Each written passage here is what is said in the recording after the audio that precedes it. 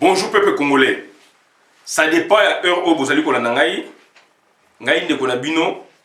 Christian Bola bien membre ya peuple mokonzi, peuple souverain, combattant, résistant, révolutionnaire, PNI. PNI ezali politicien non institutionnel. Donc politicien non institutionnel azali politicien oyo donc azali na batimate, azali politicien oyo azali kosala makambo oyo esengeli na lolenge oyo esengeli pour défendre mboka na ye. Batu ba bengai de partout. Viens dans la férocité pa bengai. Batu ba benga de partout, États-Unis, Canada, Paris, Boé, partout. Ba bengai ba yesinga, mais comment expliquer mbongo ezala na elongi ya Félix Antoine Tshilombo na donc Vital na donc Hippolyte Kanambe. Na bina ko répondre à bino. Na zape ko préparer vidéo. Yango no moni na poto à part nde to ça ba vidéo, to ça ba engagé. To zali donc ba combattant résistant révolutionnaire PNI. To ça la appelé makamususu. Ba misala ba boye do occupation musu ezali. Yango na ba inota na ko ma calme ndé na ça vidéo. Yango siko na zo sala yango sikoyo. Bande ko ngai pona ko lobananu donc c'est-à-dire Félix Antoine Tshilombo alingi ko sala mbongo na effigie ya ye na ya Hippolyte Kanambe. Elingi ko loba nini? Et effigie ezali nini? Et pourquoi effigie ya mutu eza na mbongo? C'est ça aussi la question. Message nini Félix alingi ko faire passer biso? Est-ce que ezali message ya Félix ou ezali message ya Hippolyte Kanambe? Babeni Joseph Kabila.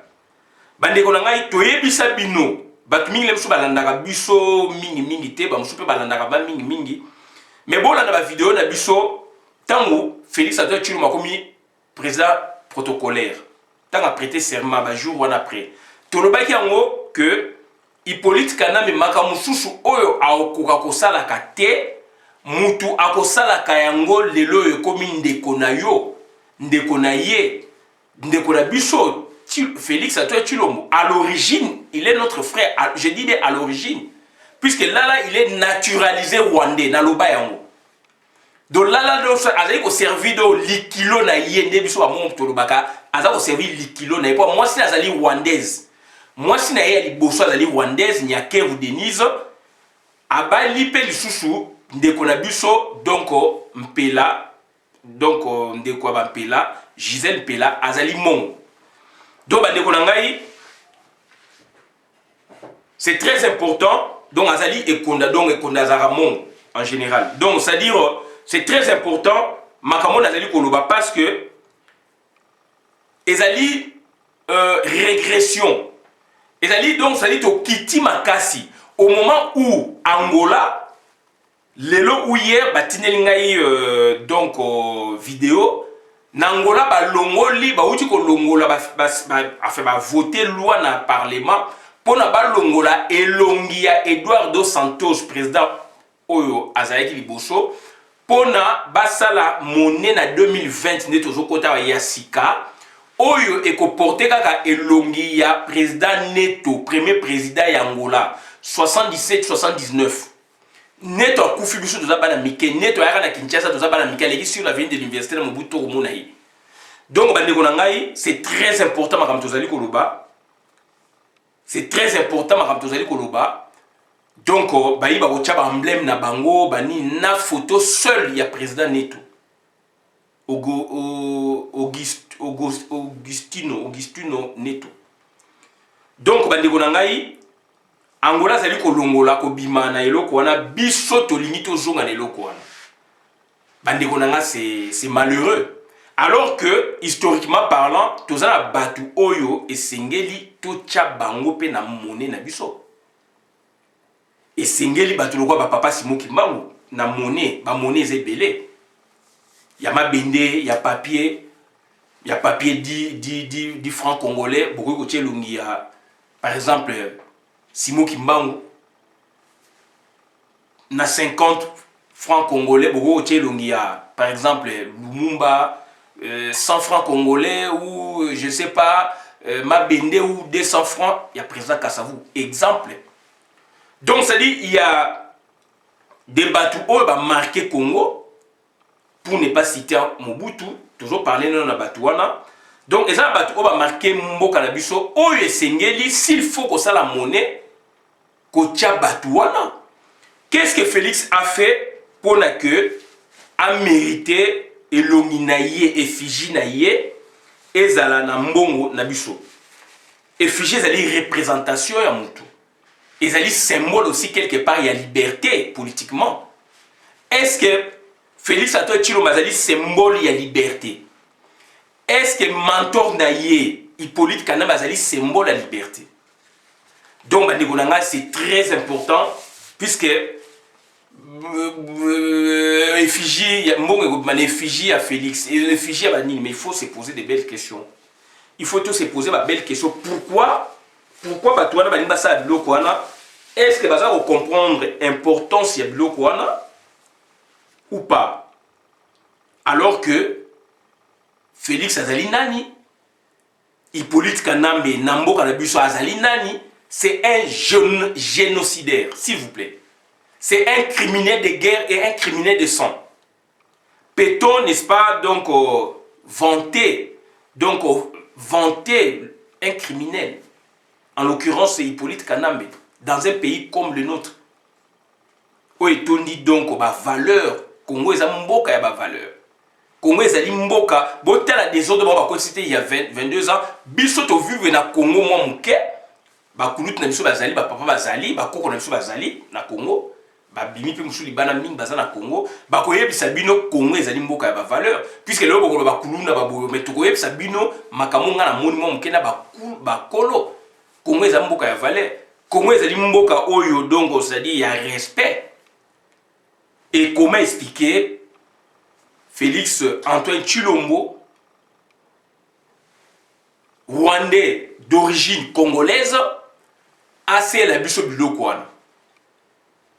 Rwandais d'origine congolaise, assez la biso biloko wana. Donc c'est très important. C'est très important par rapport à Makamona Zakoloba parce que Batuming Babungi Nzela. Mais na sepeli bandeko mingi to bunena bango oyo ba soutenir qui Félix Antoine Tshilombo, c'est leur liberté. Nous on est des démocrates. Mais bah, s'insurger contre leur maître, bah, s'insurger contre donc Félix Antoine Tshilombo. C'est là où j'ai trouvé que les symboles nous regroupent. Les symboles d'un État, bah, armoirie d'un État regroupe un peuple. Donc, tant on a moni, bandeko oyo, bah, soutenir Félix Antoine Tshilombo, bah, kena eti na moment oyo ke idée à Kobimisa 6 millions de dollars pour fêter première alternance selon leur bon sens, alors qu'il y a un bon sens politique na Congo, il y a un bon sens politique national et international. Mais d'après leur bon sens à eux, donc il faut fabriquer une monnaie, par exemple, donc porter, n'est-ce pas, effigie, il y a Batouana Mibale. Et cela symbolise quoi? On va voir ça avec vous. Donc, bandekonanga ezali passe mingi ezali mawa mingi. Tant toza koya devant bino to lobaka, toza koya pour la se distraire, toza koya pour faire passer le message et le vrai message pour le peuple congolais. Puisque les politiciens y a biso balobaka te, balingi pe kolobate, puisque baza na kata système, baza na kata major. Donc, bandekonanga ezali passe mingi. Ezali passe mingi puisque biso toza na Angola na 92, 93, 91, 12, 13 par là. Na Angola, na vanaka mingi na Petrangol et surtout na Lubangu.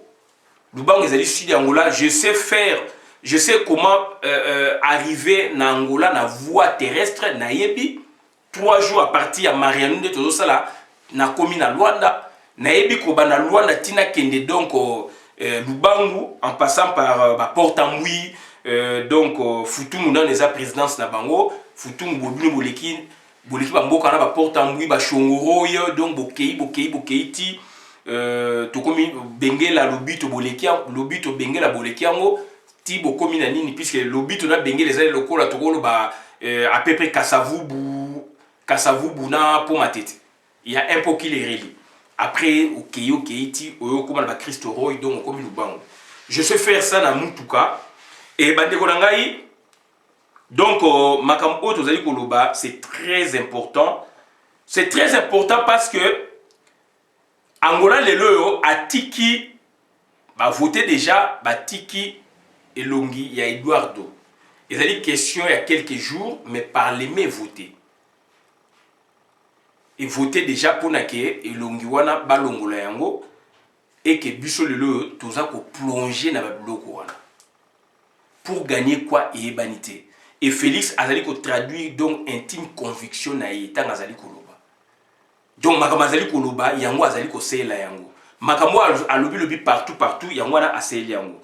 Et effigie engi koloba nini ezali symbole la liberté. Effigie ezali représentation donc ya mutu oyo a marqué époque, mutu oyo a marqué époque dans le bon sens. Et Jules César, dans Rome antique, Jules César est le premier Romain à se faire représenter sur une pièce de monnaie de son vivant. Jules César est le premier Romain à se faire représenter sur une pièce de monnaie de son vivant. Par cette décision, il veut montrer à tous ses sujets qu'il est le souverain absolu de Rome. Donc symboliquement, mutu o azwaka mbongo na ye atiene longi alingi kolakisa na yo ndeko na ye kuna ndeko ke azali souverain absolu, azali monarque, azali roi absolu. Alors le lot comme la démocratie, on a vu Mobutu de son vivant à Tchaki Mbongo, donc na elongi na ye babenga ke dictateur, babenga Mobutu dictateur. Est-ce que vous avez dit que Tchab Babilongi, il y a Simon Kimbangoute, il y a président Kassavou, il y a Premier ministre Lumumba. Pourquoi ça a monté? Puisque Alingaki, Kolakisana yo na ye kuna ke yazali roi ya Congo. But na ngwana. Je vous parle de Jules César.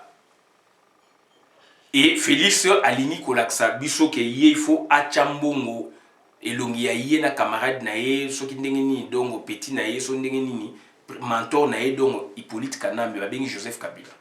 Pourquoi Fatih veut créer une monnaie à l'effigie doublement de lui et de Kabila? Il faut se poser cette question.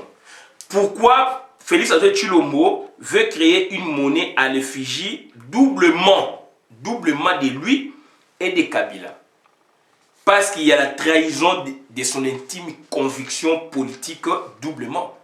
Puisque à trahir intime conviction politique na yé doublement, à trahir oeza na kata motema na yé croyance na yé intime conviction zali oza même na moi si na mutu pemeni mais makambo oza na mona kata motema oyo evolu kwa aloba bomba na motema sanduku bomba na motema do makambo na bomba na motema sanduku na sambole il suffit mélodia.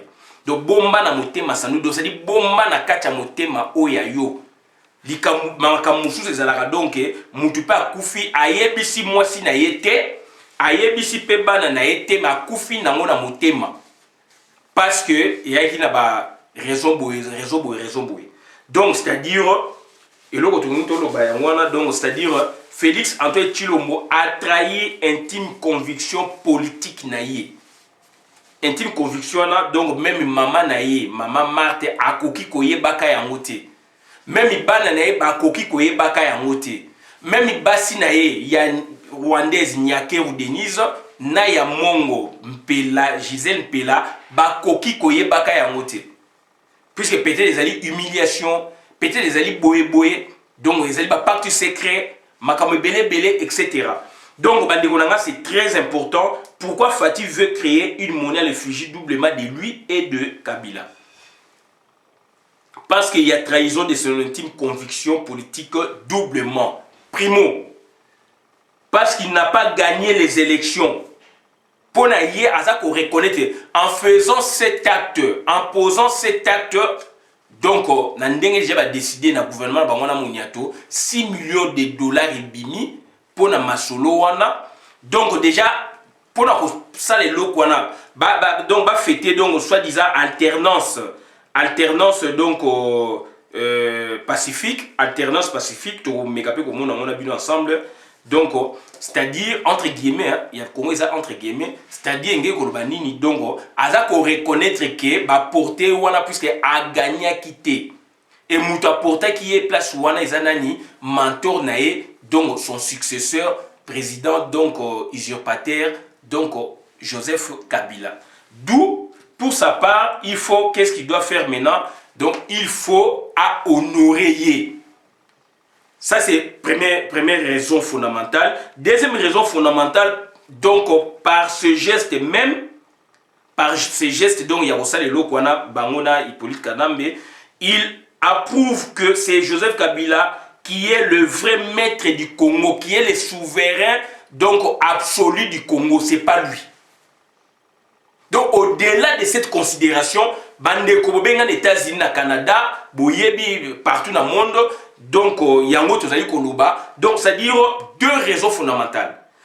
Primo, il n'a pas gagné les élections, donc pour na yemoko ayebi na motema na gagner l'élection et ayebi loko ni basala ki na ye pour na akoma place wana na nani asala ki pour na yakoma place wana izali Hippolyte Kanambe. Et nani aza ko pesa instruction pour na a gouverner Hippolyte Kanambe. Alobaka on a Bruxelles. Alobaka on a Bruxelles. Alobaka on a Bruxelles. Nazo rappelons dans sa vidéo, nazo rappelons s'il vous plaît. Donc azo sala donc alobaka on a Bruxelles. Et na Bruxelles donc il n'a pas mâché les mots. Félix Tshilombo Tshisekedi aza koloba ba makambu oyo ye asalaki mais à demi mot, il faut développer.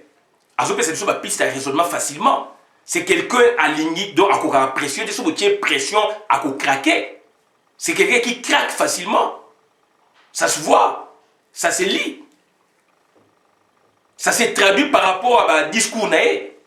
Donc ça c'est premièrement. Deuxièmement, parce que par ce geste, il approuve à la face du monde que c'est Kabila qui est le vrai président du Congo. C'est Kabila qui gouverne le Congo, qui dirige le Congo, c'est pas lui. Donc là, il trahit son intime conviction politique, c'est pas lui qui dirige. Il aurait pu faire ça seul pour que donc qu'il crée une monnaie portant n'est-ce pas son effigie. Pourquoi l'a-t-il pas fait? Pourquoi ne l'a pas souhaité faire? Pourquoi il n'a pas souhaité faire que Yemoko Zalana effigie? A doubler on a Kabila. Donc ils ont trahir faiblesse wana zanango. Quelque part reconnaissance à zanango na maître naï. Et donc le pays est mal parti. Congo est koufi. Et raison fondamentale parce que on a nini donc soi-disant alternance pacifique. Bande qu'on a alternance pacifique ngolobani. Alternance pacifique puisque donc le président Oyazalaki Atiki Bokonzi Oyazui il y a une alternance pacifique. Alternance pacifique n'est-ce pas Togo zo bakaneti ya Ghana. Alternance pacifique n'est-ce pas Togo zo bakalo ko la Bénin. Alternance pacifique démocratique. Alternance pacifique démocratique. Ghana, Bénin, Afrique du Sud. Ce sont des cas d'alternance pacifique démocratique en Afrique. Sénégal. Bah pays il y a démocratie ezaliwana. Alternance pacifique démocratique, alternance pacifique démocratique.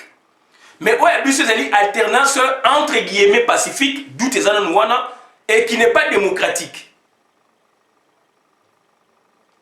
Donc, c'est-à-dire, on ne peut pas, ce qui n'est pas démocratique, ce qui n'est pas pacifique, alternance pacifique, il n'est même pas, donc elle n'est même pas, donc cette alternance n'est même pas pacifique, donc on bascule directement dans l'arbitraire. Donc il n'y a même pas raison d'évoquer l'alternance pacifique. Donc on est dans l'arbitraire. Il y a le Maïnome, donc Yumbi, il y a un ça ne va pas là-bas. Babomaki Batou, suite à l'élection, suite à l'organisation de l'élection, na Maïnome. Et l'élection s'amité na Yumbi. L'élection s'amité na Beni, Boutemo, etc. Et Moutouana, vous avez président de la République. Barbe qui va organiser en mars déjà avant d'organiser, va proclamer président de la République. Il faut voir la manœuvre à Salouane. C'est ça l'alternance pacifique. Il y a plus de 900 corps, il y a des Congolais qui ont Yumbi. Pendant cette période, plus de 7000 Congolais basés dans Congo-Brazzaville. C'est ça l'alternance pacifique. Na Beni, n'en parlons même pas. Théâtre, il y a des exactions, il y a des violences structurées. Je parle de violence structurée, voulue par les gouvernements en place, par l'exécutif en place. Naminemwe, pareillement, violence structurée, voulue par l'exécutif en place. Pour s'en convaincre, Félix Antoine Tshilombo a signé Mikanda pour que la force armée et pays agresseur ya Congo, bien sûr, un pays voisin, côté na Congo pour bundisa bisonga inayo. Est-ce que c'est ça l'alternance pacifique? Beaucoup de alternance pacifique au moment où il y a eu transfert à pouvoir. Mais au moment où il y a eu transfert à pouvoir, c'est ce que j'ai évoqué. À Yumbi, il y avait des problèmes. Au moment où il y a eu transfert de pouvoir, le monsieur n'a pas été donc élu ou voté totalement sur le tendu de la République démocratique du Congo. Là, laissez que dans le mois de mars, on va organiser l'élection, déjà va proclamer. Compréhension ils allaient que donc on va attendre, ils vont geler les résultats jusqu'à ce qu'ils vont organiser sur les autres partis pour ne pas proclamer. Ils vont proclamer tant que ils minorer, ils minimiser en haut, puisque quand ils ont proclamé, ils ont astuce nini, koto kuna nombre de bimaboye, na Yumbi, na Est, na Beni, et puis na Yumbi. Donc, pourcentage des alliés, donc même si organisé qui en haut, Félix allait passer. Quelle sorte de raisonnement va comme Mabicho? Raisonnement ni ba koti na ba Congolais. Congolais ça ko raisonner wapi? Raisonnement ezalaka donc rigoureuse. Raisonnement pardon ezalaka rigoureusement donc c'est-à-dire appliqué ou rigoureux pardon. Donc, raisonnement est rigoureusement appliqué. Puisqu'il y a un problème devant nous, problème il y a nini, donc il y a une élection. Donc, il faut tout raisonner, après, dans le mois de mars. Compréhension, et puis, dans le moment, on a bino tu peux recourir à la source. La déclaration na bino na ba makomami na bino makamo bolobaki puisque deux partis minés à Congo élection ça m'a été bolobaki nini et après avec évolution qu'est-ce que vous avez dit et dans notre état vous proclamez Moutou ou même à joie quitter donc il n'y a pas eu d'alternance pacifique au Congo au titre d'alternance pacifique pourquoi biso tozali ko bunda. Pourquoi Bissot Tozali ko réclamer? Pourquoi Martin Fayulu président élu Azali ko ganga Nicolas Ngoma? Pourquoi? Azali ko ganga, Azali ko loba donc vérité des urnes. Pourquoi? Qu'est la vérité des urnes? Pourquoi? Donc il n'y a pas eu d'alternance pacifique. Oubliez ça. Et alternance pacifique non démocratique, surtout quand on a pacifique non démocratique, tout le monde a un pays moussouchou ya monde pour ne pas péter les cités leur nom. Donc, à ce titre, tu peux joindre dans le Congo. Il y a eu alternance entre guillemets pacifique, non démocratique. Tu peux exprimer mon négoana. Donc, il faut arrêter. Et puis, 6 millions de dollars, ils allaient bima facilement avec votre premier ministre, une marionnette, Ilung Kaba, très par nature, Ilung Kaba. Ailleurs, Azali missionnaire a signé, le gouvernement a signé 6 millions de dollars pour rien que ça. Rien que pour l'événement, rien que pour la date, rien que pour la date, tu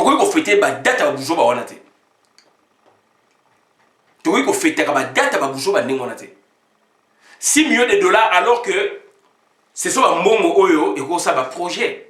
Dans l'entretien, on a organisation internationale, la France, etc., etc.